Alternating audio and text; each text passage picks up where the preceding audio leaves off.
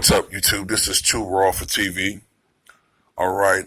So in this video, I want to talk about the topic that I saw on ESPN First Take earlier today, and that was they were asking among themselves what was the better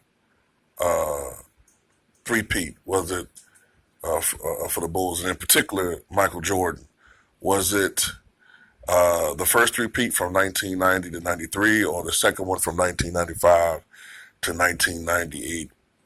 And I think it has to do with, like, if you're asking yourself that question, it has to do with from what angle are you looking at it from? Like, are you looking at it from the team perspective, how much they dominated, or are you looking at it from Michael Jordan's individual performance level? I think if you're looking at it from the former, then you go with the latter three-peat. Like, if you're looking at it from team perspective, I think you go with the latter three-peat. I do believe that the best center that they had was Bill Cartwright. Now, by the time the Bulls got Bill Cartwright in that trade in 1988, he was already diminishing as a basketball player, but he still had a lot left in the tank. When he was with the New York Knicks, he was a much better player. But by the time he was traded, there was really no need for him. Before Patrick Ewing, he was a solid center. I believe he had 1 year where he was an all-star, where he averaged better than 20 points per game and like maybe 9 rebounds or something like that. So yeah, he was definitely the best center. But by the time the Bulls got him, like I said, he was on the downside of his career. And I do believe that the best point guard, pure point guard that the Bulls had during the three-peat years was B.J. Armstrong, although he didn't really emerge until really that last year of the first three-peat when he became the full-time starter over John Paxson. All right, so B.J. was the best point guard. I believe B.J.'s best year was actually the year after Michael left. I think he averaged something like 14 points and 8 assists that year for the Chicago Bulls. But outside of those two players, I believe that the latter Bulls had the better bench. Okay, they had more firepower coming to the bench. Essentially, the Bulls traded Horace Grant for Dennis Rodman. Horace Grant was a fine player, in my opinion. I think in anybody's opinion, he's a fine player. He'd give you about 12, 13 points a game, 14 maybe, and about 8.5 to about 9.5 rebounds, sometimes 10 rebounds per game. Dennis Rodman didn't give you that consistent double-figure scoring, but he did give you what the Bulls were lacking after Horace Grant left, and more so, which is great interior defense and physical toughness that they needed down low, plus solid rebounding, but more than solid rebounding. In fact, Dennis Rodman is, statistically, you can make a case that he's the greatest rebounder in NBA history. And when he was with Detroit Pistons, Dennis Rodman was probably the most versatile defensive player in the league. Literally, he could guard anyone from the 5 to the 1 when he was with the Detroit Pistons. Now, by the time he got with the Chicago Bulls, he was already 35 years old, I believe, 34 years old, going on 35. So he wasn't quite the same player he was.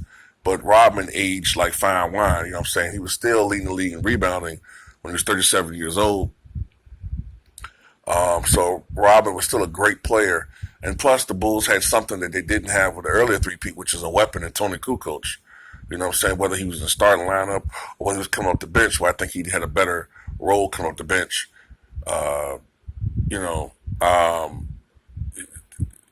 Kukoc was a guy that was 6'11", and could shoot from outside, which is something that you didn't see in those days, really. Not with the consistency he had. He also, talking about Tony Kukoc, was a great passer, and he was a matchup nightmare for teams in that era because he was a stretch four. And at that time, most post players didn't really shoot consistently from outside like he did.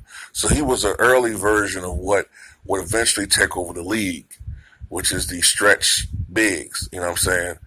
His weakness was on defense, but he made up for what he provided on the offensive side. So that's why I always thought Tony Kukoc was better off coming off the bench for those Bulls teams. So if you go for team-wise, I think the best versions were, of course, the latter Bulls. They won 72 games, which is a record at the time. Then 69 games and 62 games that last year, despite the fact Scottie Pippen missed almost half the season with that back injury. You can also make a case that in the finals, you know what I'm saying, they beat what were arguably the best teams of each franchise. Now, I guess you could say that the 79 Sonics were the best teams since they won the championship, but their team went 52-30. The 96 Sonics went 64-18, and they beat the best versions of Gary Payton and Shawn Kemp. All right, this was Shawn Kemp in his absolute prime, peaking as a basketball player. Gary Payton won Defensive Player of the Year that year, led the NBA in steals. That was Gary Payton, like, at his best. And then they beat the Utah Jazz when they were at their absolute best, winning 64 games and then 62 games, respectively. Now, if you're going as far as Michael Jordan's performance as a player, then I think you might have to go with the first three-peat, because although Jordan did have some great memorable performances with the second three-peat, the flu game, you know, the shot against Russell, that won the championship, and the shot in the 97 series that won it in game one, and he had some memorable moments in the finals, but that version of Jordan needed help. Like, that version of Jordan couldn't as consistently beat teams on his own. He was closer to the pack. He was still the best player in the NBA, in my opinion, but he was closer to the pack than he was before the retirement. That Jordan needed help. Okay, that Jordan was about, or I would say that version of Jordan was about closer to Kobe. Matter of fact, I would say that version of Jordan was a little bit lesser than what Kobe became, peak for peak. Maybe right about the same or a little bit behind, somewhere in that range. Okay, that's the Jordan I think is comparable to Kobe Bryant, that version of Jordan. The Jordan that came, that was before, nah.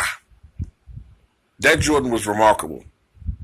And then he had all these great moments, and he was so accurate from the field. Like 91 finals, I think Jordan averaged something like 31 points, 6 rebounds, and 11 assists, I believe. I think it was 31 points, 6 rebounds, or 7 rebounds, 11 assists. He shot like almost 56% from the floor. That's the series we had the move. Many people thought coming into that series that the Lakers' experience would be too much for the Bulls. The Bulls blew them out in 5. Prior to that series, they swept the bad boy Pistons. 92, it was Clyde against Mike, MVP versus MVP. Michael destroyed that argument in that finals. Game 1, blitzkrieg, 6 3-pointers in the first half, 35 in the first half. Just completely obliterated the Portland Trailblazers and Clyde Drexler, discombobulated them. And 1-6. And then in 93, they beat a team in the Phoenix Suns that had as much offensive firepower as those Golden State Warriors teams with Clay and Steph. Like, that was to me, that was the biggest championship they won. Because that Bulls team, outside of Jordan and Pippen, who were peaking as players, they were not that good. That was probably the weakest bench I think that Bulls team ever had. You know, Bill Cartwright was on his last legs. John Paxson was falling apart. They were pretty much done. You know what I'm saying? They were pretty much done. And as players. So for them to drag that team as much as they did. And also credit go to Horace Grant too and B.J. Armstrong for stepping up and taking over the starting position. They were able to beat a juggernaut Phoenix Suns team. And Charles Barkley is the league MVP. So that version of Jordan, averaging 41 points, I think something like 7 or 8 rebounds and 6 assists. I think he averaged 41 points, 8 rebounds, and 6 assists that series. I think that was his averages. That's what he averaged. In 92, I think he averaged like 36 points, 6 rebounds, maybe 6 assists and 2 steals or something like that. Just phenomenal numbers. The later Jordan, he had some good scoring series. I think he averaged like 30, maybe like 32 or 33 points against the Jazz and 32 against the Jazz the last year. But his shooting percentages were not, they didn't jump out at you. I think in 97, he shot like 46%. In 98, I think he shot like 43% from the floor or something like that. In 96, he only shot 41% from the floor. So part of it was age. Some of it was also the way that the game was played at that time. Defenses were really cranking up at that time. Teams all had these great defensive stoppers. So some of it was that too. It was more of a half-court game because the league was becoming more dominated by these older teams that slowed the pace down a little bit. So that was part of why scoring and shooting percentages were down that year. Those years, excuse me. But if I had to go with if you're talking about team-wise, it's the latter three-peat. If you're talking about Michael Jordan performances by themselves, individually, it's no contest. It's the first three-peat. But tell me what you guys think.